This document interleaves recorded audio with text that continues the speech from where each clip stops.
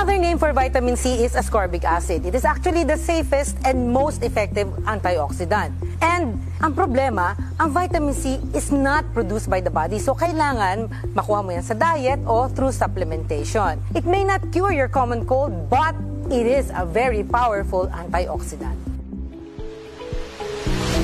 Sa mga ingredients ng Real C, ang kamo-kamo. Ang kamo-kamo, berries yan na parang kamag-anak ng aratilis. Pero ito yung maasim na version. Lumabas sa Journal of Cardiology na in 7 days, bababa ang oxidative stress mo if you take kamo-kamo and mag-i-improve ang heart health nyo. Ang Real C ay mayroon ding moringa. Ang tawag natin sa Tagalog, malunggay. It is the most studied, most researched nutrient. Kaya alam na ng marami ang value nito sa cancer, lalo na sa pancreatic cancer. It has more calcium, amino acids, and protein to help build muscles. Napakalawak ng health benefits ng grapeseed extract. Ito ay dahil sa compound na kung tawagin ay oligoproanthocyanidins mula sa ordinaryong PMS hanggang sa wound healing. Alam nyo ba na mainam din ang grapeseed extract para pagandahin ang blood circulation natin? Maganda rin ang zinc sa mga bata.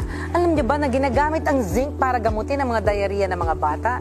Importante rin ang zinc for growth and development of children. Ang Real C has only 8 milligrams of zinc. Kaya, pwede itong inumin ng mga bata nang walang side effects. Kung kayo'y mag-asawa ay nahihirapang magkaanak, pinakamaganda mag-supplement na kayo ng Real Z with zinc. On top of that, ang zinc, pinipigilan niya ang memory loss. Ini-improve niya ang cognitive function. Hindi naman pwedeng healthy ka, pero hindi ka looking young. So, dinagdagan ng collagen ng Real C. Ang collagen actually is a Greek word that means glue. So, ginuglue ng collagen ang skin natin sa ating katawan. So, supplementing with collagen allows your skin to be tight. Tapos, walang wrinkles and smooth.